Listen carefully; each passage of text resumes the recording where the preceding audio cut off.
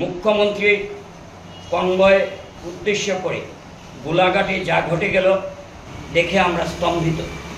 যেখানে খোদ আসামের মুখ্যমন্ত্রী গাড়ির উপর বোতল ছুড়া হলো, এখানে গণতন্ত্র আজ পদদলিত, এখানে গণতান্ত্রিক আন্দোলনের নামে সন্ত্রাসী কায়দায় আন্দোলন চলছে।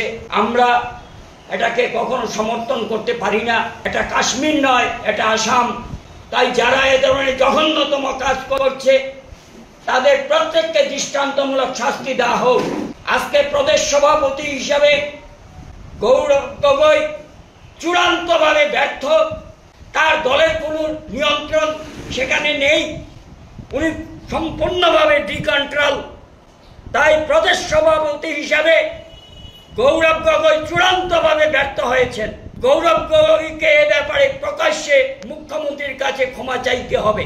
আর যদি উনি ক্ষমা না চান তাহলে তাকে বরাকের যুক্তি আমরা প্রতিরোধ করে তুলব যে এ ধরনের নোংরা রাজনীতি আকশা বরদাস্ত করবে না। আন্দোলন নামে এ ধরনের আস্ফালন আমরা সেটা মেনে নিতে পারি না।